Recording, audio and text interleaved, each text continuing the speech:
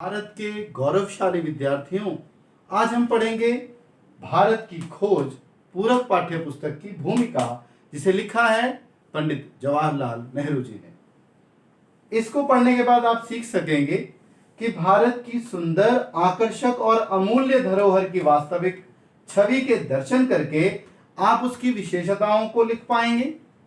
सारे जहां से अच्छा हिंदुस्तान हमारा, ऐसा क्यों कहा जाता है, यह समझ पाएंगे।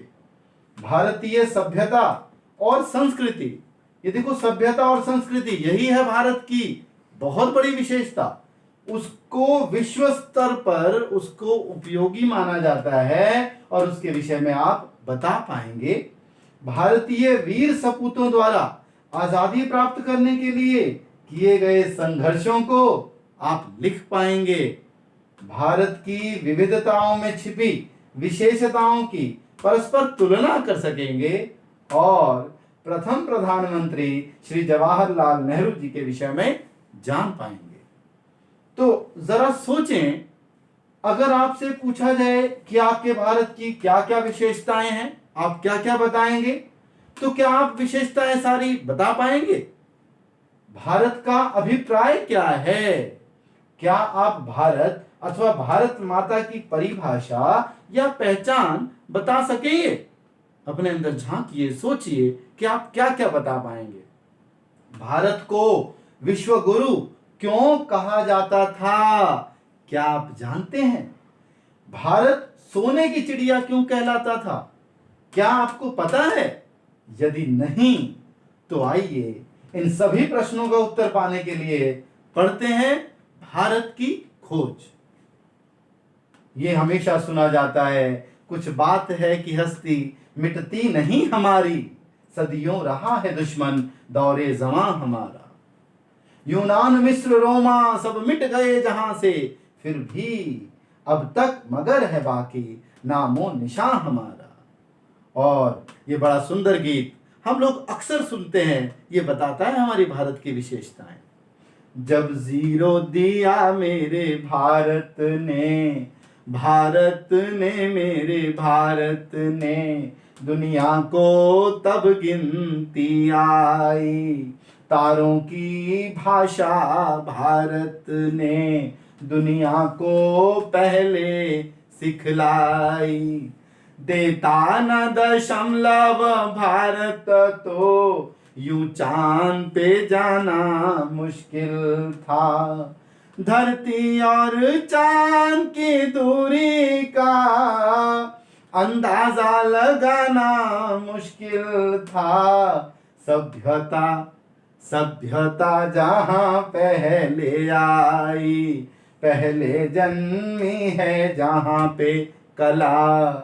अपना भारत वो भारत है जिसके पीछे संसार चला, संसार चला और आगे बढ़ा, यूं आगे बढ़ा बढ़ता ही चला। भगवान करे यह और बढ़े, बढ़ता ही रहे और फूले फले, बढ़ता ही रहे और फूले फले। तो ये है हमारा भारत। भारत को सोने की चिड़िया कहे जाने के 7 कारण बताए जाते हैं। हालांकि कई लोग और बहुत सारे कारण भी मानते हैं, फिर भी ये 7 मुख्य कारण हैं। एक है हमारे भारत का मयूर आसन, मोर सिंहासन, देखिए पूरा सोने का। दूसरा है कोहिनूर हीरा, जो भारत में ही हीरा कुंड के खदान में मिला। और तीसरा है हैदराबाद के निजाम। आप आगे देखेंगे, बाकी आपको आगे भी दिखाते हैं। देखो सोने की चिड़िया भारत कैसे, भारत को सोने की चिड़िया कहे जाने का जो सबसे बड़ा कारण हुआ करता था वह मयूर सिंहासन था। ये इस सिंहासन की अपनी एक अलग ही पहचान हुआ करती थी। कहा जाता था कि इस सिंहासन को बनाने के लिए जितना धन लगाया गया था, उतने धन में 2 ताजमहल का निर्माण हो सकता था। अब देखिए कोहिनूर का हीरा, ये 105 कैरेट अर्थात 21.6 ग्राम का एक हीरा है, जो किसी समय विश्व का सबसे बड़ा ज्ञात अर्थात जिनके बारे में लोग जानते थे, ऐसा हीरा रह चुका है। और यह कहा जाता है कि यह हीरा भारत की गोलकुंडा की खान से निकाला गया था। कोहिनूर का अर्थ ही है आभा या रोशनी का पर्वत। और निजाम हैदराबाद के नाम से मशहूर उस्मान अली खान अपने जमाने में दुनिया के सबसे अमीर व्यक्ति थे, सबसे अमीर, जिनकी दौलत का अनुमान लगभग 250 अरब अमरीकी डॉलर लगाया जाता है। अब भारत सोने की चिड़िया क्यों कहलाता है? और कारण है भारत के लघु उद्योग, ये छोटे छोटे उद्योग जो लोगों ने अपने आप से अपनी क्रियात्मकता से जनरेट किए, बनाए।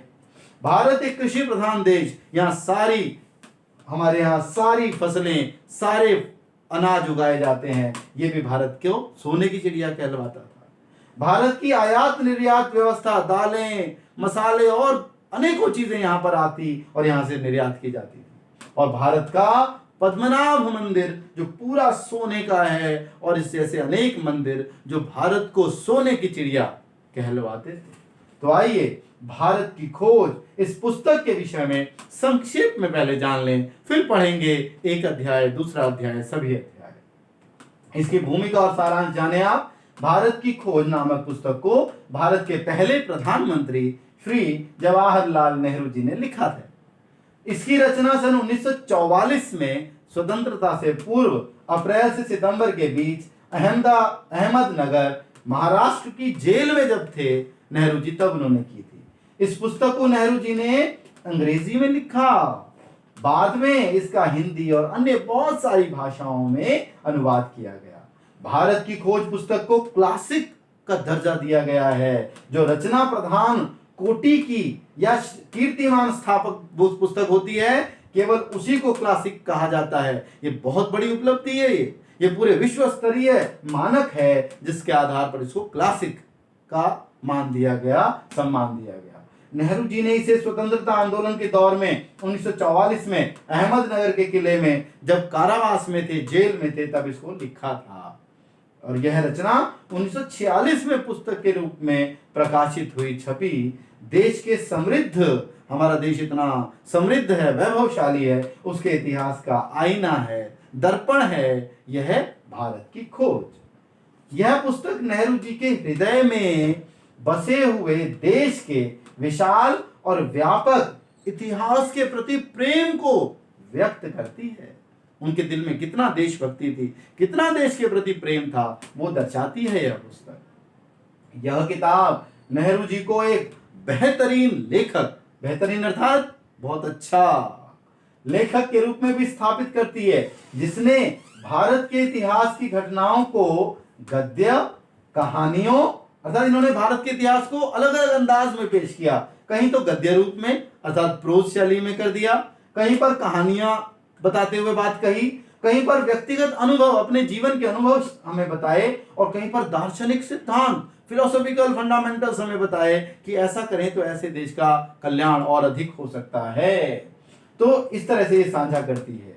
उस समय जब भारत में स्वतंत्रता आंदोलन अपने चरम पर, शिखर पर था, तब नेहरू जी ने जेल में बैठकर सभी राजनैतिक विवादों से दूर रहते हुए इस महान ग्रंथ की रचना कर दी। कुल 9 शीर्षक हैं इस पुस्तक में जो आप पढ़ेंगे, और 56 उप शीर्षक हैं जिसमें यह पुस्तक संकलित है। और इसमें प्राचीन इतिहास, हमारे भारत का प्राचीन इतिहास, वो स्वर्णिम युग, वहां से लेकर और ब्रिटिश काल तक सब कुछ कहानी के रूप में वर्णित है। देश के प्रति नेहरू जी के प्रेम की अद्भुत मिसाल है यह किताब।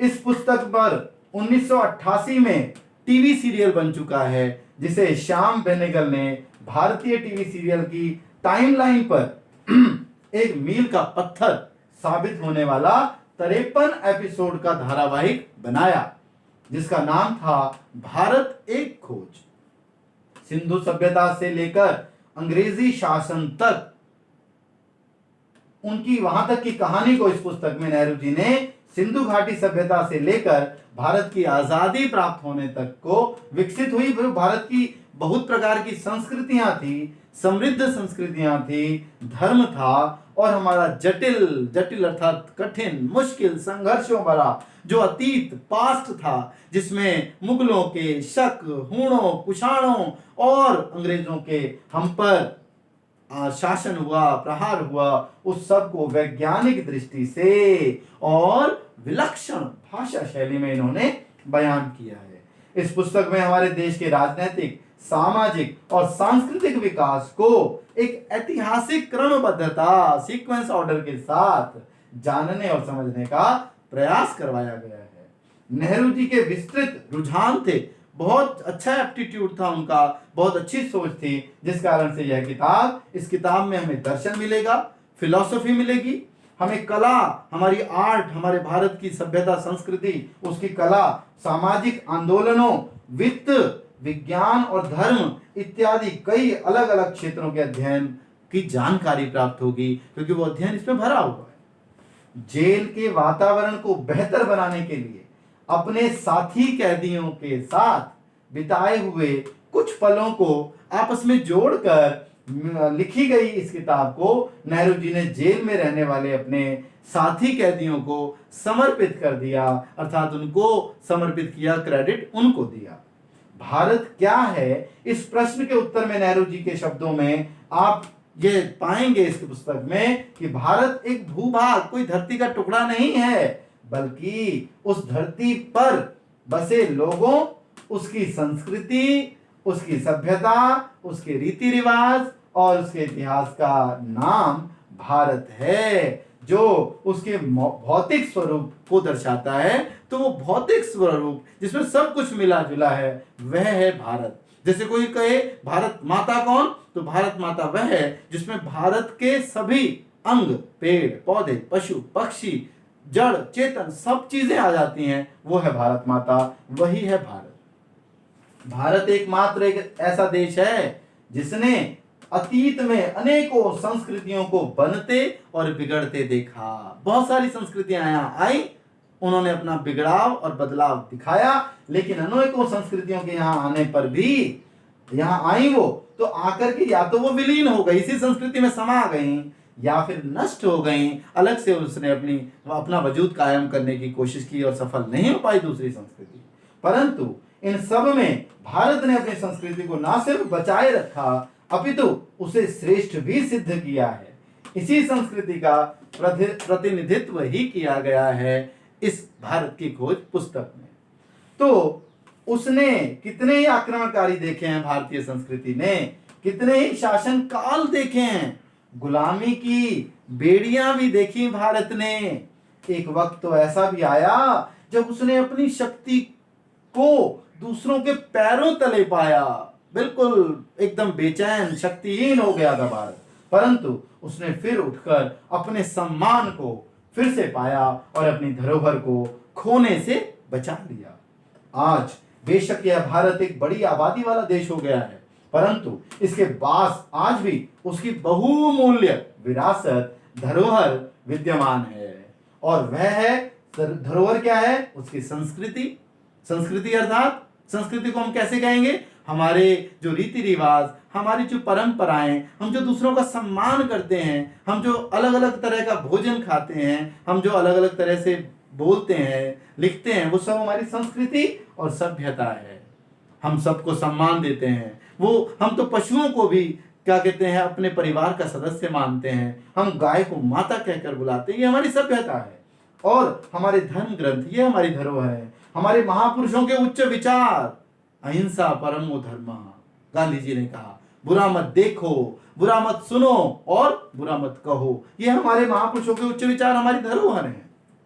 और विविधता में एकता, हम भले ही अलग अलग तरह की सोच रखते हैं पर मिलकर रहते हैं। और दूसरा है धर्मनिरपेक्षता, हम धर्म के नाम पर झगड़ा नहीं करेंगे, नहीं करते।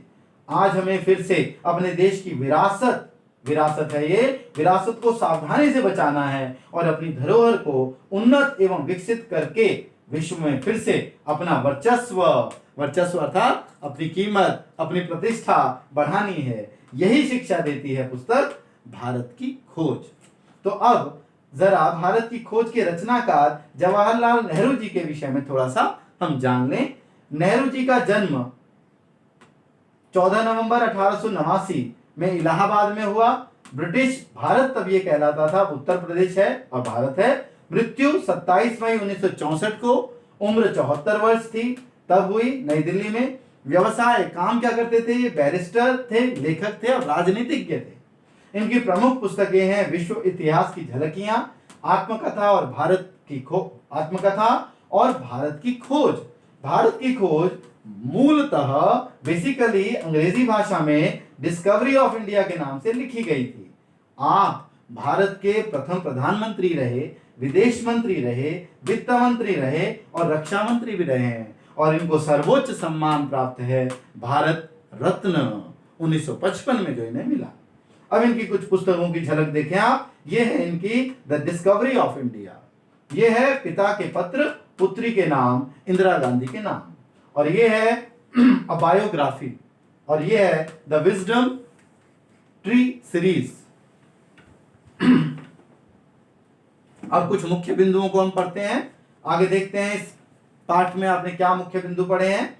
तो मुख्य बिंदु आप देख रहे हैं क्या? भारत एक सुंदर, आकर्षक और अमूल्य गुणों और संस्कारों की खान है। यह सच है और सच ही रहेगा। क्या? सारे जहां से अच्छा हिंदुस्तां हमारा। भारतीय सभ्यता और संस्कृति की पूरे विश्व में प्रशंसा की जाती है और की जाती रहेगी। भारतीय वीर सपूतों ने भारत को आजादी दिलाने के लिए और भारत की आन बान और शान बढ़ाने के लिए हंसते हंसते अपने प्राणों की कुर्बानी दे दी, जिसका मूल्य हम अवश्य समझेंगे। भारत की विविधताओं में छिपी विशेषताओं में भारत की सभ्यता और भारत की संस्कृति के साथ साथ एकता छुपी हुई है, जो हमारे लिए अनमोल है। श्री जवाहरलाल नेहरू जी के भारत प्रेम का अनूठा उदाहरण प्रस्तुत करती है यह पुस्तक, और हमें भी देश के अतीत गौरव को जानने का अवसर देती है पुस्तक भारत की खोज। जरा आत्म मंथन करके देखें, आप अपने अंदर झांकें और देखें कि आपके अंदर ये भावनाएं हैं कि नहीं है। क्या हमें देश प्रेम की भावना है? हम सचमुच देश प्रेमी या देशभक्त हैं? झांकिए अपने अंदर, सोचिए, क्या बातें करने के लिए हैं हम या वास्तव में हैं? क्या हमें अपनी भारतीय सभ्यता और संस्कृति का पूर्ण ज्ञान है? क्या हमें अपनी सभ्यता और संस्कृति पर गर्व है? क्या हमें अपने देश की धरोहरों की जानकारी है? क्या हम यह साबित कर सकते हैं कि भारत विश्वगुरु और सोने की चिड़िया क्यों कहलाता था? क्या हम भारत के वीर सपूतों के संघर्षों और बलिदानों के बारे में जानते हैं? क्या हम भी अपने देश के लिए कुछ ऐसा करेंगे जो देश को फिर से अनुपम, विशेष, गौरवशाली और अग्रगण्य बनाने में सफल सिद्ध होगा? इन सभी जिज्ञासाओं को शांत करने के लिए और अपने अंदर की इच्छाओं को पूरा करने के लिए भारत की खोज को पढ़ना बहुत जरूरी है। इसीलिए हम यह पुस्तक पूर्णतया जरूर पढ़ेंगे और बड़ी ही सरल शब्दावली में पढ़ेंगे, और तब हम देखेंगे कि हमें अपने पूरे भारत की खोज पुस्तक में अध्यायवार वो हमें क्या क्या सिखा रहे हैं, नेहरू जी क्या क्या समझा रहे हैं। तो पढ़ेंगे हम इसके अगले भाग अगले वीडियो में। धन्यवाद।